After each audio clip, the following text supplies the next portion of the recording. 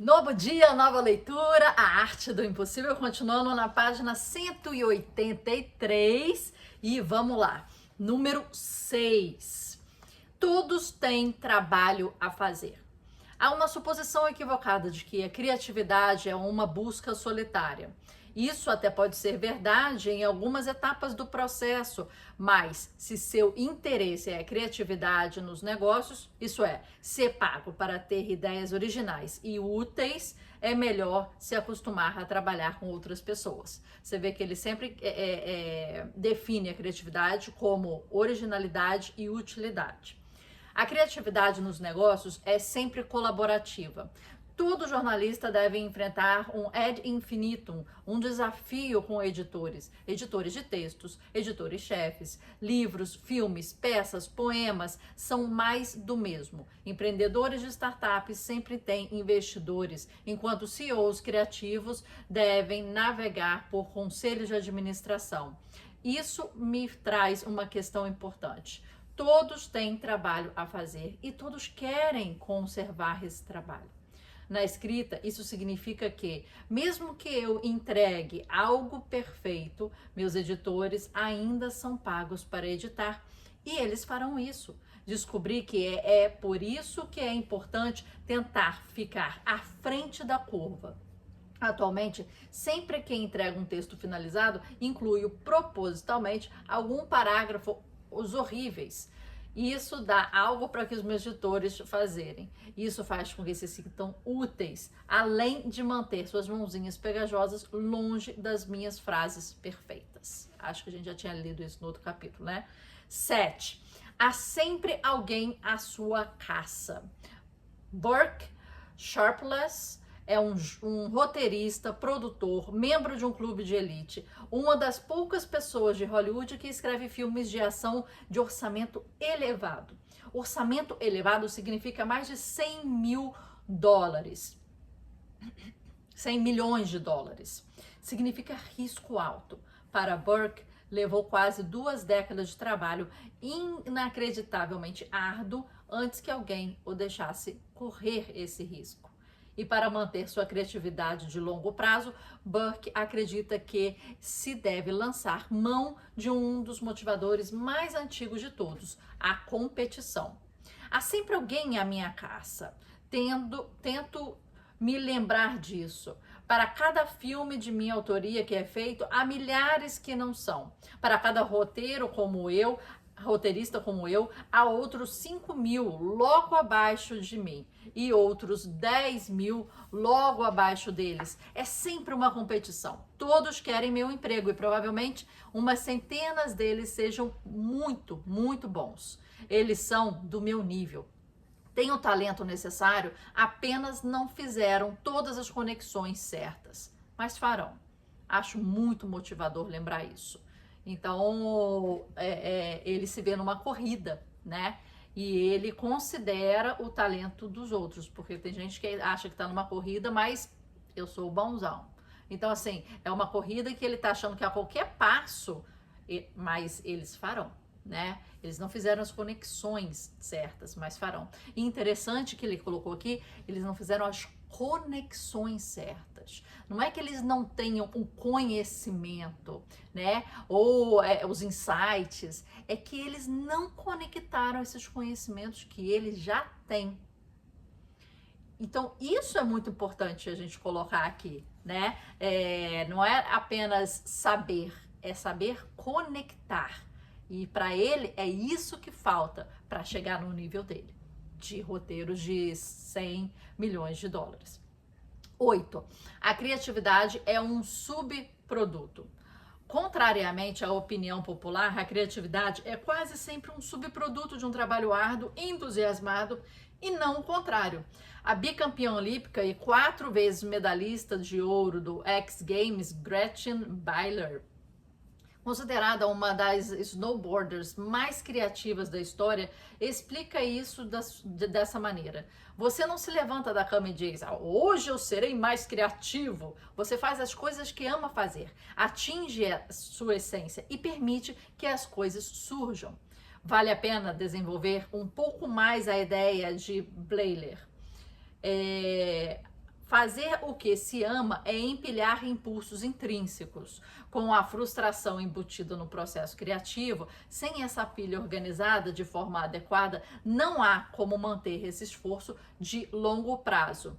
Tentar chegar à essência de coisas significativas significa caminhar rumo ao conhecimento profundo, a necessidade de fazer constantemente, aprendendo e se aprimorando. Permitir que as coisas surjam é o que acontece se você faz tudo isso de forma correta. Parafraseando a neurocientista Liane Gabora, criatividade é, paradoxalmente, tirar do cérebro uma coisa que nunca esteve dentro dele. Nesse processo, notamos opções onde antes não havia nenhuma. No entanto, a maioria dessas opções apenas se torna visível no meio da atividade. Sempre proponho escrever frases ótimas, mas nunca proponho escrever uma frase ótima. A arte emerge do trabalho, é a natureza animalesca. Associações remotas significam que uma coisa leva a outra, e assim sucessivamente. Assim, não se pode forçar o assunto com antecedência. O que realmente se pode fazer é trabalhar duro e, como Blailer, deixar que as coisas surjam. Número 9. Sempre mantenha a palavra, sobretudo ao conversar consigo mesmo. Os criativos revelam tendências de pensamentos e atitudes que, na maioria das coisas, segregacionistas, escreveu o psicólogo Mihaly Csikszentmihalyi em uma obra-prima, Criatividade. É um dos livros mais recentes dele, lançado após a morte dele, e é um livro depois, né, do Flow. O Flow falam que traz mais assim pesquisas, e esse Criatividade, que é mais recente, traz um pouco mais de insights frente até as pesquisas do Flow. Eles têm extremos contraditórios, em vez de serem um indivíduo, cada um é uma multidão.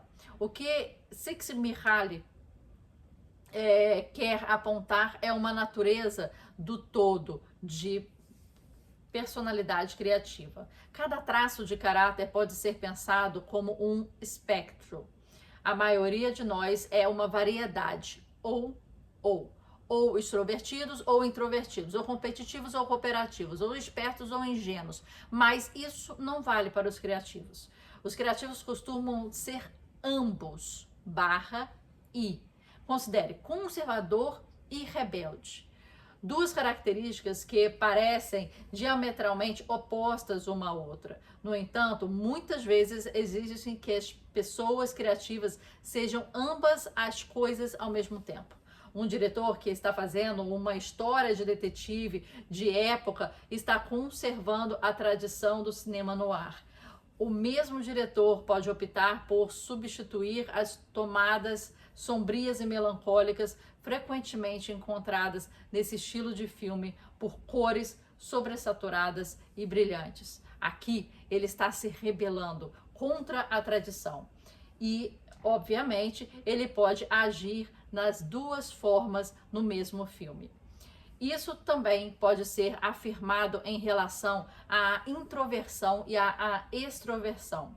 Homens de negócios criativos podem ser extremamente introvertidos quando estão elaborando sua estratégia de vendas para o próximo trimestre, mas totalmente gregários quando saem para fazer chamadas de vendas, ou em relação aos fantasiosos e aos realistas. Um escritor de ficção científica pode ser fantasioso para escrever um livro sobre a vida de outros planetas, o extremamente prático para elaborar a estratégia de marketing para o lançamento da obra. No total, Csikszentmihalyi identificou 10 características do tipo ambos/e em pessoas criativas. Energético e tranquilo. Esperto e ingênuo, brincalhão e disciplinado, fantasioso e realista, extrovertido e introvertido, ambicioso e abnegado, conservador e rebelde, humilde e orgulhoso, passional e objetivo. sensível aos outros e frio como um gelo. Todos são subproduto desse processo criativo todos são produtos desse processo criativo ou os requisitos neurobiológicos da criatividade. Mas e o resultado desse ambos/e? Frequentemente, uma montanha-russa emocional. A abertura e a sensibilidade de pessoas criativas muitas vezes os expõe ao sofrimento e à dor. Ainda assim, também há muito prazer. Continua Csikszentmihalyi. É fácil entender o sofrimento. A sensibilidade mais aguçada pode causar pequenos problemas e ansiedades que geralmente não atingem a maioria de nós. Estar sozinho à frente de uma disciplina que o deixa igualmente exposto e vulnerável. Também é verdade que o interesse profundo e o envolvimento em assuntos obscuros muitas vezes não são recompensados ou, inclusive, caem no ridículo. Com frequência, o pensamento divergente é considerado um desvio da maioria. E assim, a pessoa criativa pode se sentir isolada e incompreendida.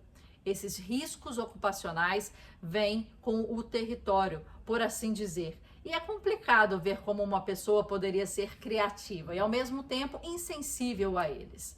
Isso nos traz à história, a última parte do conselho para a criatividade de longo prazo. Mantenha a palavra. Em primeiro lugar, mantenha a palavra com outras pessoas. Montanha-russa de criatividade pode enfrentar uma sensação de crise. Para muitas pessoas, é quase como uma permissão para se comportar mal. Isso deixa os criativos com uma fama de difíceis de lidar no curto prazo e de não confiáveis ao longo prazo. Mesmo que isso possa ser verdade, definitivamente não vale para pessoas que descobrem como ganhar a vida sendo criativas. O mais importante, mantenha a palavra consigo mesmo. O desempenho máximo é uma checklist, é uma coragem que se levanta todos os dias, completar cada objetivo da checklist e repetir. Mas uma vez que a criatividade começa a entrar na dança e esses objetivos se tornam criativos, a montanha-russa pode nos consumir. É por isso que você precisa aprender a manter a palavra consigo mesmo. Se você define o objetivo, completa o objetivo e não importam as emoções envolvidas, é assim que você mantém a criatividade à distância. Afinal, se não conseguir continuar fazendo o trabalho, não haverá prazo de nenhum tipo, muito menos o longo. Vamos entrar aqui no fluxo da criatividade, essas duas paginazinhas só para a gente terminar essa parte e entrar numa próxima parte do fluxo, tá? Vamos fazer isso nesse vídeo ainda. Então a gente está na página 187, entrando aqui no fluxo da criatividade, depois que a gente viu, né, a criatividade de longo prazo e quais são os 9 pontos para chegar lá. Em 1968, a NASA estava confusa. A agência espacial contava com diversas pessoas inteligentes nas equipes, mas inteligência e criatividade eram coisas bem diferentes. A essência da NASA era inovação. Eles precisavam desesperadamente de seus engenheiros mais criativos trabalhando em seus desafios mais difíceis. Porém, o problema era contar os Picassos daquela multidão previsível. Para ajudar a peneirar e a classificar os engenheiros, a NASA contratou o especialista em criatividade George Land. Land elaborou um teste para medir habilidades de pensamento divergentes, vulgo não lineares, livres e fora da caixa, o que atualmente chamamos de testes de usos alternativos. Questão típica: cite o máximo de finalidades que puder para um pote de M&M. Resposta tipicamente lógicas do pensamento convergente: um pote de bala, um porta-canetas ou um lugar para colocar moedas avulsas. Respostas mais divergentes e menos típicas: uma prisão para baratas, um capacete especial mal isolado, O teste funcionou, Land resolveu o problema e a NASA adorou os resultados. E o êxito trouxe à tona uma pergunta: de onde vem a criatividade? Da natureza ou da prática? Então a ficha caiu. Sem querer, Land elabora uma ferramenta para responder também a essa questão. Seu teste não era tão simples que poderia ser feito com crianças. Na verdade, ele poderia ser feito diversas vezes, rastreando as crianças ao longo do tempo, percebendo como a prática impactou a natureza durante o processo. Com a ajuda da NASA, Land reuniu um grupo de 1.600 crianças de 4 a 5 anos de idade, de origens amplamente variadas. Todas receberam o teste e os resultados chocaram a todos. Ocorreu que 98% das crianças pontuaram em nível de gênios de criatividade. Quer dizer, uma criança média de 4 anos de idade conseguiu superar um engenheiro médio da NASA em termos de inovação. Esse seu talento não durou. Land testou novamente as crianças de 5 anos depois. Nessa ocasião, as pontuações nos testes despencaram 30%. Aos 10 anos, por razões desconhecidas, e uns 68% da criatividade delas havia desaparecido. 5 anos mais tarde, os resultados foram piores. Quando as crianças completaram 15 anos, o nível de criatividade caiu para 12%. Em seguida, Land deu o teste para mais de 1 milhão de adultos, a idade média deles de 31 anos e a média da criatividade 2%. Land tinha a resposta. A natureza constrói criativos, a prática destrói. De acordo com essa pesquisa, crescer era o fator de risco número 1 para arruinar a inovação. Por quê? Land acredita que o problema seja um conflito entre a conexão fundamental entre nosso cérebro e nosso sistema educacional. Majoritariamente, o cérebro usa o pensamento convergente com a rede de atenção executiva e o pensamento divergente com a rede de modo padrão. Mas nosso sistema educacional exige que os alunos usem ambos os sistemas de uma vez. Apresentar ideias originais por meio de rede de modo padrão e avaliá-las imediatamente usando a atenção executiva. Esse julgamento constante, esse ciclo sem fim de criticismo criativo e dúvida, na opinião de Land, está matando a genialidade. No entanto, essa explicação tem alguns problemas. Para começar, o teste de Land foi elaborado em 1960, quando pesquisadores acreditaram que a convergência e a divergência eram estilos diferentes de cognição. Só que não. Divergentes e convergentes não são tipos de pensamento, explica o psicólogo John Cunius. São tipos de tarefas de laboratórios. Em termos de cognição, o pensamento divergente é o pensamento convergente repetido sem a substituição de soluções previamente geradas. Não é tão diferente. Além disso, a questão de Land é que as escolas estão forçando os alunos a usarem a rede de modo padrão, a rede de atenção executiva ao mesmo tempo. Porém, a ciência revela que a criatividade exige exatamente esse tipo de abordagem de múltiplas redes. Ao forçar os alunos a usarem ambas as redes, as escolas não deveriam treinar essa habilidade em si. Acontece que elas não estão treinando. E o motivo? Mais uma vez, neurobiologia. A atenção executiva reside no córtex pré-frontal, mas se não é totalmente maduro até completar, mas este não é completamente maduro até completemos 25 anos. Consequentemente, a habilidade de atenção executiva das crianças é menor.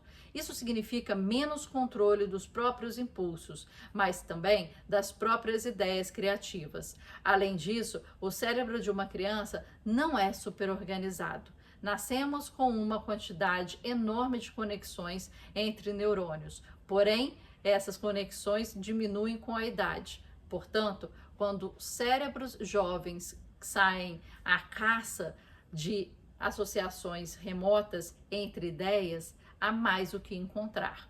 Esse é o real motivo pelo qual o pensamento divergente decai com o tempo. Não é porque a educação mata a criatividade, é porque os processos normais de desenvolvimento atrapalham. E é aí que o fluxo entra em cena. O fluxo tem 3 redes cerebrais que reforçam o processo criativo, trabalham juntas de forma incomum. A rede executiva está ligada, mas não completamente. A região que gera o foco direcionado específico para tarefas está hiperativa. Tudo ou mais está desligado. Ou seja, você pode focar seu problema criativo, porém a crítica interna permanece em silêncio. De maneira simultânea, a rede de proeminência está hiperativa e incrivelmente sensível. Ela está conectada tanto aos sinais internos gerados pela rede de modo padrão, quanto aos sinais externos que exigem atenção executiva. Por último, a rede de modo padrão está amplamente desperta e levemente ajustada. O córtex cingulado anterior está hiperativo. A amígdala majoritariamente desligada, isso é, nossa habilidade de reconhecer padrões e fazer associações remotas, está elevada, mas o viés usual do cérebro para informações negativas está reduzido. Em outras palavras, o fluxo é o cérebro em hiperimpulso criativo. Ele imita toda a inventividade própria de uma pessoa de 4 anos de idade, mas sem a desvantagem, você sabe, de ter um cérebro de uma pessoa de 4 anos de idade. Isso leva, no entanto, à última pergunta: onde conseguir esse fluxo? E aí a gente chega na última parte, chamada fluxo, né? Quarta e última parte, chamada fluxo. E aí a gente já vai chegar no ponto da questão, meu filhinho. O que vocês estão achando? Ó, tem mais isso aqui, tá? De leitura. Depois o livro é só notas, anotações e tal. E o último capítulo que vai congregar. Aqui a gente viu, né, e fez aqui as nossas anotações, mas a gente viu aí bem legal a motivação. Depois, o aprendizado, a criatividade e o fluxo. Então você vê o caminho mental que ele seguiu para até explicar o fluxo, né?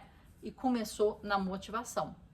A motivação que a gente lembra que a gente fez aqui, aquela imagem mental do dominó.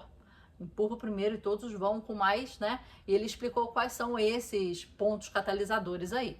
Interessante. Aí a gente chega no aprendizado, que você vê que ele coloca o aprendizado como um requisito, a motivação, o aprendizado como requisito da criatividade, que ele fala que é um processo, né, de algo original e útil, né, e daí, a criatividade sendo um processo, ele vai chegar aí no fluxo, que ele já começou a definir, que é onde todas as barreiras críticas do ser humano adulto caem por terras. E o nosso cérebro, ele volta ao modelo de 4 anos de idade, mas sendo um cérebro adulto. Então ele já começou a definir o que seria esse fluxo.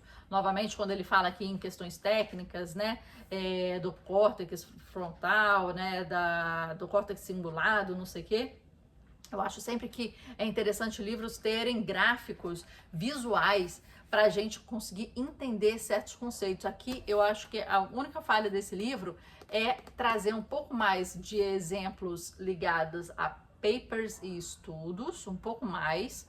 Achei que faltou.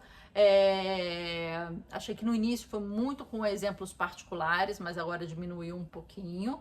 Mas poderia dar uma pincelada de exemplos particulares. E com certeza, gráficos ou ilustrações iriam ajudar muito o entendimento, principalmente quando chega essas questões de dopamina, neuropinefrina e os córtex, né? Então, assim, acho que daria uma imagem mental muito boa. Mas até aqui, estou muito feliz com a leitura e já vou fazer minhas anotações aí pro último capítulo. Te espero lá. Estamos chegando quase ao fim, gente. Ainda tem boa leitura, tem boas salivas aí ainda.